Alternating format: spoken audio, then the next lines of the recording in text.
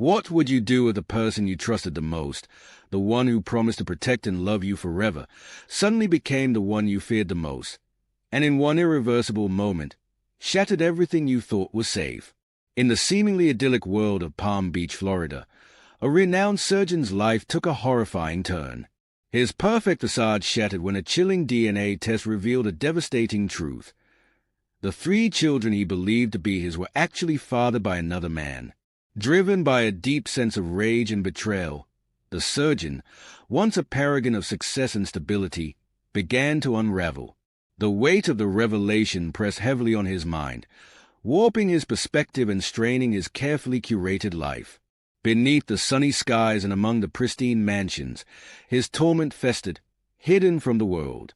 But his agony was not silent. It seeped into his every action, casting shadows over the life he had built with his wife. She had been his partner, his confidant, the mother of his children, or so he thought. Now, she was a figure of betrayal, the epicenter of his pain. As his inner turmoil grew, so too did his need for answers, for some form of justice, no matter the cost. This desperation propelled him down a path from which there was no return. The bright world around him masked a descent into darkness, one that would culminate in a night of unspeakable violence. The brutal murder of his wife shocked the Palm Beach community. How could a man of such stature, a healer sworn to save lives, be capable of such a heinous act? The courtroom would later reveal the chilling layers of this tale: deception, betrayal, and a shattered family caught in a tragic web of lies. Prepare to be shocked as we delve into the twisted tale of a man pushed to the edge, a life torn apart by secrets, and the chilling consequences that followed. To be shocked as we delve into the twisted tale of deception, betrayal, and the chilling consequences of a shattered family. As we reflect on this real-life story, subscribe and don't forget to turn on the notification bell for more daily stories that need to be heard. Hit that subscribe button, and let us hear from you in the comments below. We'd love to hear from you. Now let's continue. Dr. Charles Whitman was a name synonymous with precision and brilliance in the medical world. Renowned for his skill as a surgeon, he had built a reputation that was unmatched in the affluent circles of Palm Beach, Florida. Patients traveled from across the country, entrusting their lives to his steady hands, while his colleagues marveled at his dedication to the craft. But Charles wasn't just a surgeon. He was a man of stature, deeply admired for his charisma and generosity. At the center of his personal life was his wife, Emily Whitman. Their union was a picture of success, a partnership that seemed to reflect the very essence of love and trust. Together, they had built a life of elegance and sophistication, raising 3 beautiful children: Lucas, age 12, the spirited adventurer; Chloe, age 10, the quiet artist with a heart of gold; and little Ethan, age 7, the charming dreamer. To the outside world, they were the perfect family. Their home, a sprawling estate with manicured lawns and oceanfront views, was a testament to their success. The Whitman residence frequently hosted glittering soirees, where the elite of Palm Beach gathered to sip fine wine and share laughter beneath the glow of crystal chandeliers. Emily was the consummate hostess, and Charles played the role of the doting husband and father, regaling guests with tales of his work and the antics of his children. The Whitmans' world seemed unshakable. Charles adored his children, doting on each of them with a love that seemed to defy the demands of his rigorous career. He attended Lucas's soccer matches, applauded Chloe's latest sketches, and read bedtime stories to Ethan, his voice filled with warmth and pride. The bond he shared with them was unbreakable, or so it appeared. Yet, beneath the glitz and glamour of their lives, an invisible crack began to form. It was subtle at first, hidden from view, even from Charles himself. The foundation of trust that bound their family was about to be tested in the most unimaginable way. This was a story that would soon captivate the nation, a tale of a man whose devotion to his family was unquestionable, whose life appeared to be a dream realized. But dreams can be deceptive, and Charles Whitman was on the brink of discovering a truth so devastating that it would forever alter the course of his life and the lives of those he loved. As the Whitman family's carefully constructed facade shimmered in the Florida sun, no one could have imagined the storm that was gathering. The secrets buried within their seemingly perfect life would soon come to light, unraveling everything Charles thought he knew. I do hope you have subscribed already, as it is about to get really interesting. The night was quiet, the kind of stillness that blanketed the Whitman estate like a false sense of security. Emily Whitman stood in the kitchen, her bare feet brushing against the cool tiles as she sorted through a stack of invitations for an upcoming charity gala. Her mind was far from chaos, focused instead on the minutiae of floral arrangements and guest lists. She didn't hear the soft creak of the front door opening. The first sign of trouble was the sharp sound of footsteps, deliberate and heavy, breaking the silence of the house. Emily froze, her breath catching in her throat. Turning toward the hallway, she called out, her voice tinged with confusion. "Charles? Is that you?" There was no reply. Before she could reach for her phone, the figure appeared, shadowed, looming, and unmistakably familiar. It was her husband, but the man before her was not the calm, composed Charles she had known. His face was a mask of rage, his eyes wild with something she couldn't comprehend. "What is this?" he demanded, slamming a crumpled piece of paper onto the countertop. Emily's heart sank as she recognized it. The DNA results she had hidden, the truth she had feared would one day surface. "Charles, let me explain," she began, her voice trembling, but he cut her off, his words sharp and venomous. "Explain? Explain how you lied to me, how you made me believe they were mine." Emily stepped back instinctively as he moved closer, the anger radiating from him like heat.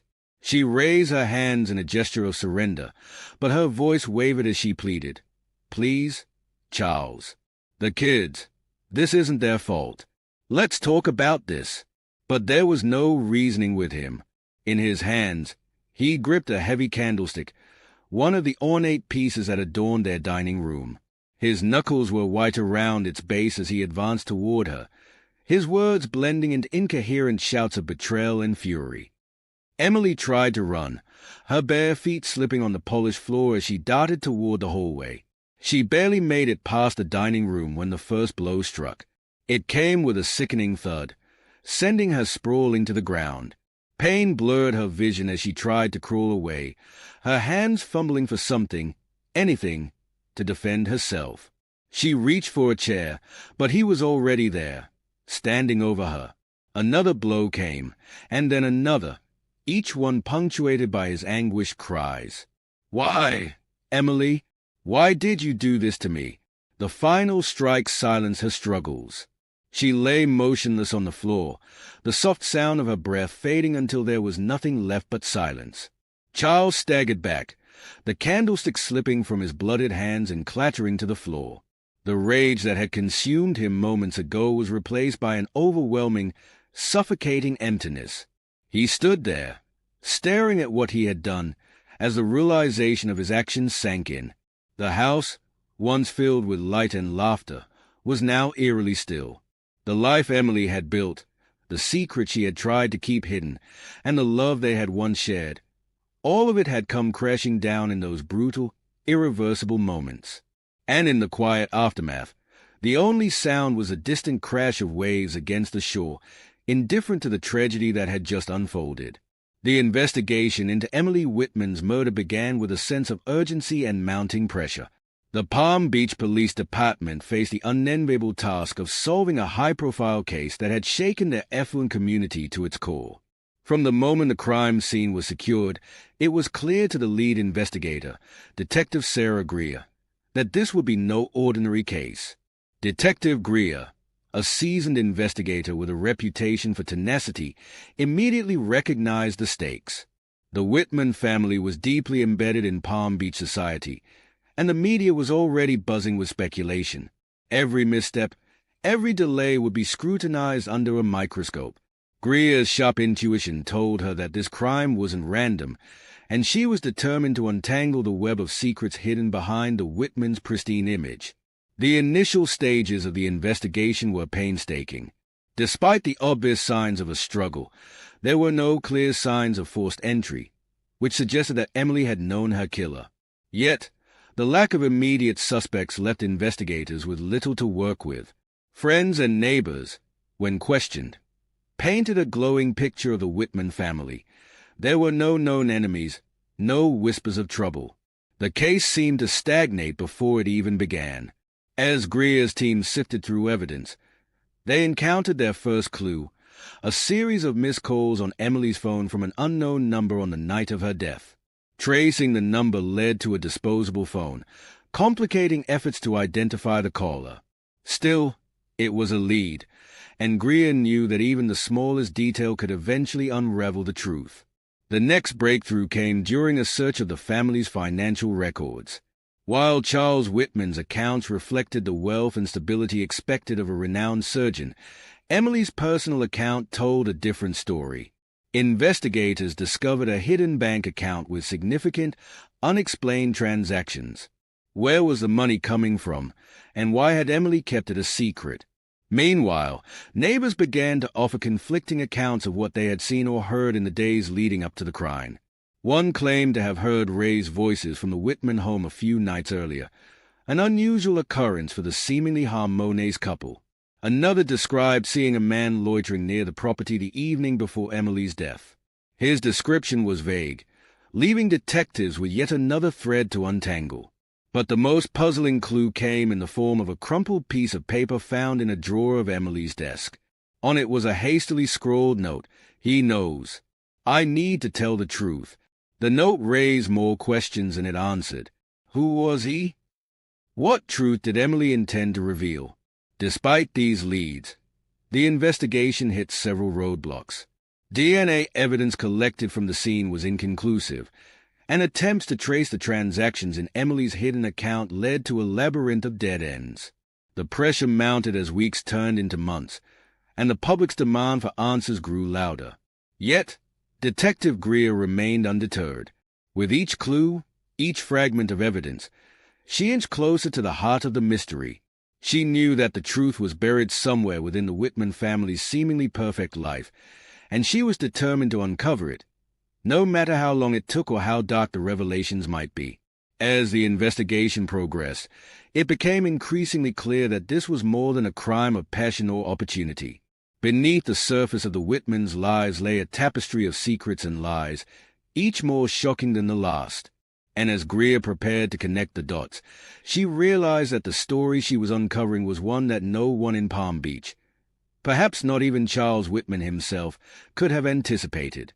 As the investigation pressed on, a shocking revelation emerged that would forever shift the trajectory of the case. During routine questioning of Dr. Charles Whitman, detectives noticed a subtle unease in his demeanor. While he answered their questions with measured calm, it was clear he was withholding something. Greer's instincts told her there was more to his story, but what surfaced next would leave even the most seasoned investigators stunned. Months before Emily's death, Charles had undergone a routine DNA test, part of an innocuous genetic study at the hospital where he worked. The results, however, were anything but routine. According to the test, Charles was not the biological father of Lucas, Chloe, or Ethan, the very children he had adored and raised as his own. At first, Charles dismissed the results as a mistake, a glitch in the system. But doubt began to creep in. A second test confirmed the unthinkable. None of the children were biologically his. What followed was a storm of emotions, rage, heartbreak, and a gnawing need for answers. Charles became consumed with uncovering the truth. His relationship with Emily, once a partnership built on trust, became strained as his suspicions grew. Their conversations turned into confrontations, with Charles demanding explanations that Emily refused to provide. Neighbors began to notice changes in the household. Gone were the jovial Whitman family outings. Instead, the couple's arguments could occasionally be heard echoing through the otherwise tranquil estate. Detective Greer's team unearthed evidence of Charles's growing obsession. His colleagues at the hospital reported that he had been increasingly distracted at work, often disappearing for hours without explanation. At home, he spent late nights locked in his office, poring over old documents, photographs, and emails. His phone records revealed calls to private investigators and inquiries into paternity testing services. But what alarmed investigators most were Charles's attempts to cover his tracks. Surveillance footage from a local storage facility showed him renting a unit shortly before Emily's death. When detectives searched the unit, they found a trove of items, old letters, receipts, and a journal filled with Charles's observations and suspicions about Emily's behavior over the years.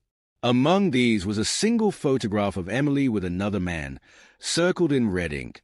The cracks in Charles's alibi began to widen. He had claimed to be at a medical conference on the night of Emily's death, but his phone's GPS data told a different story. It placed him near their home during the critical hours.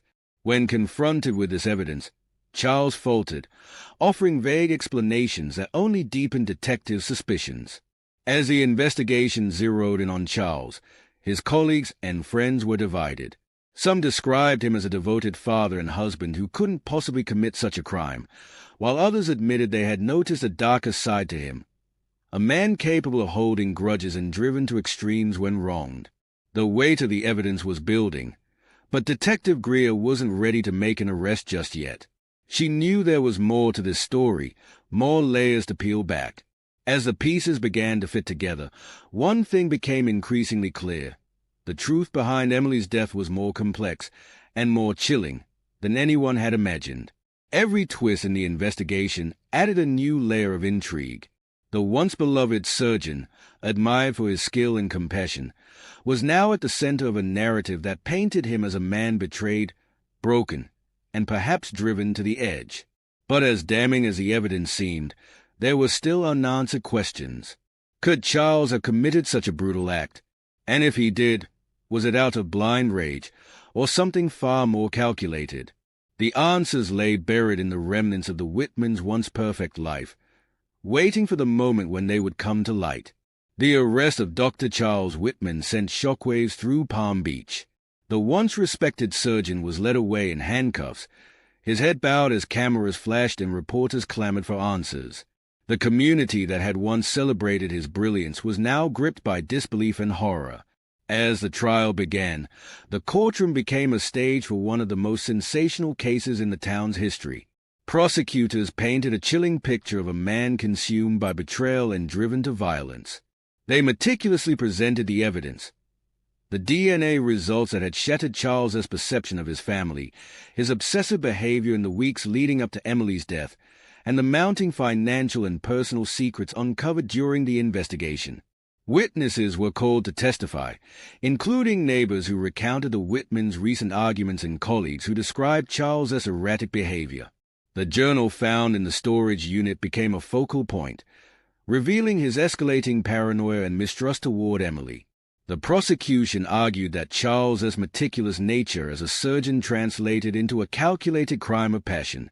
The defense, however, presented a starkly different narrative. They argued that Charles had been a victim of unimaginable betrayal, pushed to his emotional breaking point but not guilty of murder. They suggested that his actions after Emily's death, the rented storage unit, the evasive behavior, were the result of shock and fear, not guilt. Charles himself took the stand, his voice trembling as he recounted the moment he learned the truth about his children and the unraveling of his marriage. The jury deliberated for days, torn between the weight of the evidence and the complexity of Charles's circumstances. In the end, the verdict was delivered, guilty of second-degree murder. The courtroom was silent as the judge handed down the sentence, 30 years to life in prison, with no chance of parole for the first 25 years. For the Whitman children, the resolution brought little solace. They had lost their mother to a violent crime and their father to the justice system. Lucas, Chloe, and Ethan were placed in the care of Emily's sister, who tearfully described the children's struggles to comprehend the tragedy that had torn their family apart. The media moved on to the next story, but the scars left on the Whitman family and the community remained. Please, my beloved family, remember to subscribe so that you won't miss the next thrilling story coming up. Thank you very much as you do so. Now let's continue. In the days that followed, Palm Beach wrestled with the fallout. The case had exposed the fragility of even the most seemingly perfect lives and forced neighbors to confront uncomfortable truths about the people they thought they knew. Beneath the veneer of wealth and success, betrayal, deception, and unresolved pain had festered, leading to an outcome no one could have foreseen. Reflecting on the case, Detective Sarah Greer admitted that it had left a lasting impression on her. "You never really know what's happening behind closed doors," she said. "This wasn't just a story of murder. It was a story about the lengths people will go to when their sense of identity and security is shattered." As the documentary draws to a close, the story leaves viewers with questions that linger long after the screen fades to black. What drove Dr. Charles Whitman to commit such a horrific act? Was it the betrayal, the unrelenting pressure of his unraveling life, or something deeper, darker within him? The case serves as a haunting reminder of the complexities of human emotions and the devastating consequences of deception. Viewers are invited to share their thoughts, to consider the role of trust, betrayal, and identity in shaping the choices we make. What do you think led a brilliant surgeon to cross the line into violence? Could this tragedy have been prevented? The story of the Whitman family is not just a cautionary tale. It is a mirror reflecting the hidden truths we all carry, challenging us to question the facades we create and the vulnerabilities that lie beneath. Don't forget to subscribe and turn on the notification so that you won't miss out the next crime story. Thank you for doing so, and enjoy your day.